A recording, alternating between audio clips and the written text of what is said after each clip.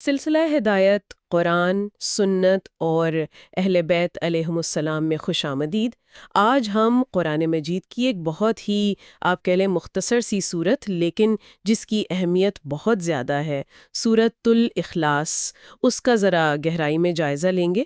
یہ قرآن کی 112ویں صورت ہے، کل 4 آیات ہیں اس میں، اور اس کے مکی یا مدنی ہونے پر تھوڑا اختلاف ملتا ہے۔ جی بالکل، اور نام ہے الاخلاص یعنی پاکیزگی۔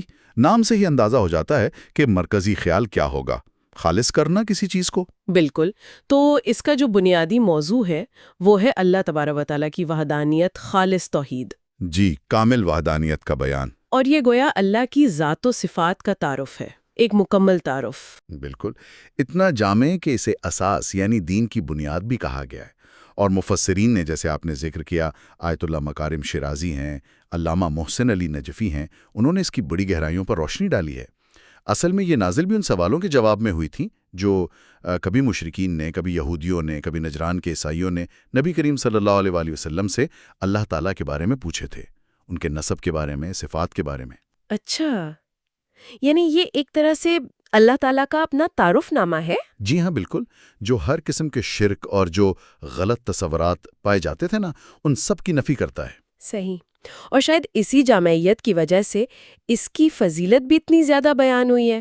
جیسے سب سے مشہور بات جی کہ نبی کریم صلی اللہ علیہ وآلہ وسلم نے فرمایا کہ یہ سورہ 1/3 قرآن کے برابر ہے۔ 1/3 قرآن، یہ تو بہت بڑی بات ہے۔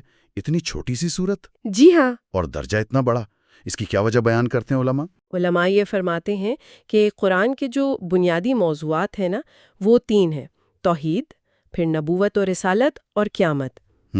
تو چونکہ یہ سورہ خالصتاً مکمل طور پر توحید پر ہے، اور توحید تو دین کی بنیاد ہے، اساس ہے، بالکل، اسی لیے اسے اتنی اہمیت دی گئی ہے۔ اور بھی بہت فضائل ہیں، جیسے کثرت سے پڑھنے کی تاکید، گھر میں داخل ہوتے وقت پڑھیں تو رزق میں برکت، اچھا، نمازوں میں تو اس کی تلاوت آپ دیکھیں تقریباً لازمی سی ہے۔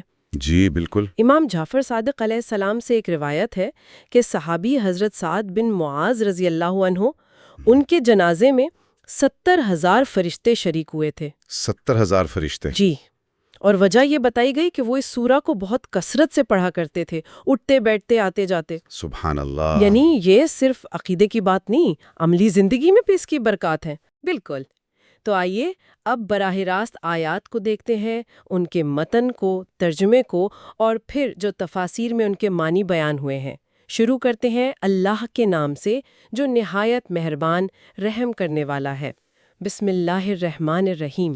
پہلی آیت، قل هو اللہ احد، قل هو اللہ احد، ترجمہ ہے کہہ دیجئے وہ اللہ ایک اور یکتا ہے۔ یہاں سب سے پہلے تو کل ہے، یعنی کہہ دیجئے۔ یہ براہ راست خطاب ہے نبی کریم صلی اللہ علیہ وآلہ وسلم کو کہ آپ اعلان کریں، بتائیں ان لوگوں کو جو سوال کر رہے ہیں۔ پھر ہے ہوا، یہ ضمیر ہے، عام طور پر اس کا ترجمہ وہ کرتے ہیں۔ یہ اس ذات کی طرف اشارہ ہے جس کے بارے میں پوچھا جا رہا تھا۔ بعض مفسرین نے بڑا لطیف نکتہ بیان کیا ہے کہ ہوا اللہ کی ذات کے انتہائی پوشیدہ ہونے کی طرف بھی اشارہ ہے، وہ ذات جو حواس سے ماورا ہے۔ اچھا، وہ ذات جو نظر نہیں آتی، جس کی کوئی سمت نہیں۔ جی بالکل، جس سے آپ کسی طرف محدود نہیں کر سکتے، وہ ہر جگہ ہے مگر کسی جگہ میں نہیں۔ امام محمد باقر علیہ السلام سے ایک روایت میں ہے کہ ہو تاکید کے لیے ہے اور وا غیب کی طرف اشارہ ہے۔ اور ایک بہت ہی خوبصورت واقعہ امیر المومنین امام علی علیہ السلام سے منسوب ہے، جنگ بدر سے پہلے کا، کہ آپ نے حضرت خضر علیہ السلام کو خواب میں دیکھا۔ اس میں اعظم پوچھا تو انہوں نے فرمایا، کہو یا ہو یا من لاہو الا ہو، یا ہو یا من لاہو الا ہو۔ جی، اے وہ ذات، اے وہ کہ جس کے سوا کوئی وہ نہیں۔ نبی کریم صلی اللہ علیہ وسلم نے بعد میں تصدیق فرمائی کہ خضر نے تمہیں اس میں اعظم سکھایا ہے، یہ ہو کی عظمت ہے۔ سبحان اللہ۔ پھر آیا لفظ اللہ ہو، یہ تو اس میں ذات ہے، اللہ تعالیٰ کا خاص نام جو صرف اسی کے لیے ہے اور اس کی تمام صفات کمال پر دلالت کرتا ہے۔ اور پھر ہے عہدن، عہد، یہ اس سورہ کا آپ سمجھے مرکزی لفظ ہے۔ عہد یعنی ایک، لیکن عام والا ایک نہیں، یکتا، بے مثل، منفرد۔ اچھا، ہم تو عام طور پر ایک کے لیے واحد استعمال کرتے ہیں، قرآن میں بھی کئی جگہ واحد آیا ہے، یہاں عہد کیوں؟ اس میں کیا خاص بات ہے؟ یہ بہت ہی اہم سوال ہے۔ دیکھیں، واحد وہ ایک ہوتا ہے جس کے بعد گنتی ممکن ہو، جس کا دوسرا تیسرا تصور کیا جا سکے، جیسے ایک کتاب پھر دو کتابیں دین۔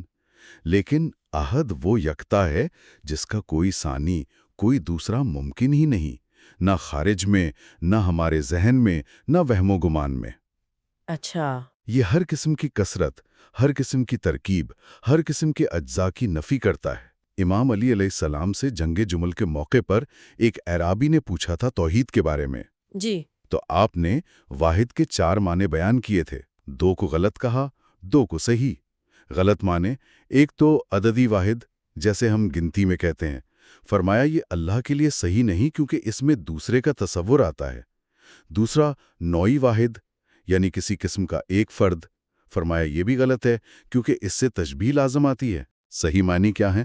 ایک یہ کہ وہ بے مثل و نظیر ہے، کوئی اس جیسا نہیں، اور دوسرا یہ کہ وہ ذاتاً ناقابل تقسیم ہے، نہ خارج میں، نہ عقل میں، نہ وہم میں، اس کے ٹکڑے نہیں ہو سکتے۔ تو یہ جو احد ہے نا، یہ اس دوسرے والے صحیح معنی پر زیادہ زور دیتا ہے۔ وہ ذات جو کسی بھی لحاظ سے تقسیم نہیں ہو سکتی، یکتا ہے۔ یہ ہے توحید ذات کی اصل بنیاد۔ یعنی احد صرف یہ نہیں کہ اللہ ایک ہے، بلکہ یہ کہ وہ اپنی ذات میں ایسا یکتا ہے کہ نہ اس جیسا کوئی ہے، نہ وہ کسی چیز سے مل کر بنا ہے، نہ اس میں کوئی کثرت ہے۔ بالکل، آپ نے صحیح سمجھا۔ اور اسی توحید ذات سے پھر توحید کے دوسرے پہلو بھی نکلتے ہوں گے۔ یقیناً اسی سے جڑی ہے توحید صفات، یعنی اللہ کی جو صفات ہیں، علم ہے، قدرت ہے، حیات ہے، وہ اس کی ذات سے الگ کوئی چیز نہیں جو باہر سے آئی ہو۔ اچھا۔ جی، وہ عین ذات ہیں۔ ذات ہی ایسی ہے جو عالم ہے، جو قادر ہے، جو حیا ہے۔ یہ نہیں کہ ذات الگ تھی اور علم کہیں اور سے آ کر اس میں شامل ہوا۔ یہ نقطہ تو بہت گہرا ہے، صفات عین ذات ہیں۔ جی، اسی طرح توحید افعال ہے، یعنی کائنات کو بنانا، چلانا، رزق دینا، موت و حیات دینا، یہ سارے کام صرف وہی کرتا ہے، اکیلا، کوئی اس کا شریک نہیں۔ اور پھر توحید عبادت، کہ جب ذات بھی ایک، صفات بھی عین ذات، سارے کام بھی وہی کرتا ہے، تو پھر بندگی، عبادت، پرستش کے لائق بھی صرف وہی ذات ہے۔ یہ توحید کے جو درجات آپ نے بیان کیے، یہ واقعی اس سورے کی روح ہے، خاص طور پر یہ صفات والا نقطہ۔ یہ سمجھ آ جائے تو اللہ کی یکتائی کا تصور بہت واضح ہو جاتا ہے۔ بالکل۔ اب آئیے دوسری آیت کی طرف، اللہ الصمد۔ جی، آیت ہے اللہ الصمد، ترجمہ اللہ بے نیاز ہے اور سب اس کے محتاج ہیں۔ ایک ترجمہ یہ بھی کیا جاتا ہے خدا وہ ہے جس کی طرف تمام حاجت مند رخ کرتے ہیں۔ یہ لفظ الصمد بھی قرآن کے ان الفاظ میں سے ہیں جن کے معنی بہت وسیع ہیں۔ عام طور پر ترجمہ بے نیاز کر دیتے ہیں، لیکن یہ اس کا لازمی نتیجہ ہے، اصل معنی نہیں۔ اس کا اصل معنی ہے وہ سردار، وہ آقا جس کی طرف ہر ضرورت میں، ہر حاجت میں رجوع کیا جائے، مقصود کل، مرجع کل۔ لغت میں صمد اس ٹھوس چیز کو بھی کہتے ہیں جو اندر سے کھوکھلی نہ ہو، بھری ہوئی ہو۔ اچھا، تو بے نیاز ہونا اور سب کا اس کی طرف رجوع کرنا، یہ دونوں باتیں صمد میں شامل ہیں؟ جی ہاں، اور ائمہ معصومین علیہ السلام سے نا اس کے بڑے ہی گہرے معنی منقول ہیں۔ مثلا امام حسین علیہ السلام سے 5 معنی مروی ہیں۔ وہ سردار جو کمال سیادت رکھتا ہو، وہ ذات جو دائمی ہو، ہمیشہ رہنے والی، وہ جو غیر مجوف ہو یعنی کھوکھلا نہ ہو، وہ جو کھاتا پیتا نہ ہو، وہ جو سوتا نہ ہو۔ امام زین العابدین علیہ السلام نے فرمایا، صمد وہ ہے جس کا کوئی شریک نہ ہو اور کائنات کی حفاظت اس کے لیے مشکل نہ ہو اور اس سے کوئی چیز چھپی نہ رہے۔ امام حسن علیہ السلام نے بصرہ والوں کو بڑا خوبصورت جواب دیا تھا۔ انہوں نے پوچھا صمد کیا ہے؟ آپ نے فرمایا اس کی تفسیر خود اللہ نے اگلی آیات میں کر دی ہے، لم یلد ولم یولد ولم یکن لہ کفوا احد۔ اچھا، یعنی اس کا نہ باپ ہونا، نہ بیٹا ہونا، نہ ہمسر ہونا، یہی اس کا صمد ہونا ہے۔ جی، یہی اس کی دلیل ہے کہ وہ صمد ہے، کامل ہے، بے نیاز ہے، سب کا مرجع ہے، کیونکہ وہ نہ کسی سے نکلا ہے، نہ اس سے کوئی نکلا ہے، نہ کوئی اس جیسا ہے۔ امام علی علیہ السلام سے بھی ایک روایت میں محمد بن حنفیہ کو جواب دیتے ہوئے اس کی تعویل بیان کی گئی ہے، جس میں زیادہ تر صفات سلبیہ ہیں، یعنی اللہ کیا نہیں ہے، وہ جسم نہیں، صورت نہیں، مثال نہیں، حد نہیں، مکان نہیں، کیفیت نہیں، رنگ نہیں، بو نہیں، ان سب چیزوں سے پاک ہے۔ سبحان اللہ، یعنی الصمد ایک لفظ میں گویا اللہ کی تمام صفات کمال کا اثبات اور ہر نقص اور محدودیت کی نفی ہے۔ بالکل، آپ نے خلاصہ کر دیا۔ یہ وہ کامل، قائم بالذات، بے نیاز ہستی ہے جو تمام کائنات کا مرکز حاجات ہے۔ یہ توحید کا لازمی تقاضا ہے۔ واقعی الصمد کے معنی کی وسعت تو حیران کن ہے۔ یہ تصور کہ ایک ہی ذات ہے جو سب کی پناہ گاہ بھی ہے اور خود ہر پناہ ہر ضرورت سے پاک ہے، یہی تو خالص توحید ہے۔ صحیح۔ اب تیسری آیت دیکھتے ہیں۔ لم یلد ولم یولد۔ لم یلد ولم یولد، ترجمہ، نہ اس نے کسی کو جنا اور نہ وہ جنا گیا۔ یہ آیت تو بہت واضح طور پر ان عقائد کی تردید کر رہی ہے جو اس وقت رائج تھے، جیسے عیسائی حضرت عیسیٰ علیہ السلام کو اللہ کا بیٹا کہتے تھے، یہودی حضرت عزیر علیہ السلام کو، عرب کے مشرکین فرشتوں کو اللہ کی بیٹیاں سمجھتے تھے۔ جی، قرآن نے اس بات کو بہت ہی سخت اور سنگین گناہ قرار دیا ہے کہ اللہ کے لیے اولاد تجویز کی جائے۔ سورہ مریم میں ہے کہ قریب ہے کہ اس بات سے آسمان پھٹ پڑے، زمین شک ہو جائے اور پہاڑ ریزہ ریزہ ہو جائے کہ انہوں نے رحمان کے لیے اولاد ٹھہرائی۔ یعنی یہ اتنا غلط تصور ہے اللہ کی ذات کے بارے میں، یہ آیت بالکل ٹوک انداز میں اس کی نفی کر رہی ہے۔ جی، لم یلد، نہ اس نے جنا، یعنی اس کی کوئی اولاد نہیں، ونم یولد، نہ وہ جنا گیا، یعنی اس کے کوئی ماں باپ نہیں۔ اس میں یہ اشارہ بھی ہے کہ وہ قدیم ہے، ازلی ہے، ہمیشہ سے ہے، اس کی کوئی ابتدا نہیں، اور وہ واجب الوجود ہے، یعنی اس کا وجود خود سے ہے، کسی اور کی وجہ سے نہیں۔ امام حسین علیہ السلام نے اس کی ایک اور گہری تفسیر بھی بیان فرمائی ہے، ایک خط میں جو بصرہ والوں کو لکھا تھا۔ اچھا، وہ کیا ہے؟ آپ فرماتے ہیں کہ لم یلد کا مطلب صرف اولاد کی نفی نہیں، بلکہ یہ ہے کہ اللہ کی ذات سے کوئی چیز خارج نہیں ہوتی، نہ کوئی کثیف چیز جیسے اولاد، نہ کوئی لطیف چیز جیسے نفس، خیال، غم، خوشی، وہ ان چیزوں سے پاک ہے۔ اور ولم یولد کا مطلب صرف والدین کی نفی نہیں، بلکہ یہ کہ وہ کسی چیز سے پیدا نہیں ہوا، نہ کسی کثیف چیز سے جیسے ایک جاندار سے دوسرا جاندار، نہ کسی لطیف چیز سے جیسے آنکھ سے بینائی یا کان سے سماعت پیدا ہوتی ہے۔ اللہ ہر قسم کے خروج اور تولد سے پاک ہے۔ اللہ اکبر، یہ تو بہت ہی بلند تصور ہے اللہ کی ذات کا۔ یعنی وہ صرف باپ بیٹا ہونے سے پاک نہیں، بلکہ کسی بھی قسم کی کمی بیشی، کسی چیز کا اس سے نکلنا یا اس کا کسی چیز سے نکلنا، ان سب سے پاک ہے۔ یہ تو اس کی مطلق کاملیت ہے۔ بالکل، یہ اس کی سمدیت کی ہی مزید تشریح ہے۔ جو سمد ہوگا، جو ٹھوس ہوگا، کامل ہوگا، وہ یقیناً لم یولد ولم یولد ہوگا، وہ ان چیزوں سے منزہ ہوگا۔ امام علی علیہ السلام کا بھی قول ہے نہج البلاغہ میں، نہ اس نے جنا کہ خود مولود ہو جائے، نہ وہ جنا کیا کہ محدود ہو جائے۔ صحیح، اس آیت نے تو واقعی شرک اور تشبیہ کے بہت سے راستے بند کر دیے، بہت سی غلط فہمیوں کا ازالہ کر دیا۔ جی، اور اب آخری آیت جو اس سورہ کو مکمل کرتی ہے، وَلَمْ يَكُنْ لَهُ كُفُوًا أَحَدٌ۔ وَلَمْ يَكُنْ لَهُ كُفُوًا أَحَدٌ، ترجمہ، اور کوئی بھی اس کا ہمسر، برابر یا ہم پلہ نہیں ہے۔ کفو عربی میں کہتے ہیں برابر والے کو، ہم پلہ، ہم رتبہ۔ شادی بیاہ میں بھی کفو کا خیال رکھا جاتا ہے، یعنی برابری کا جوڑ ہو۔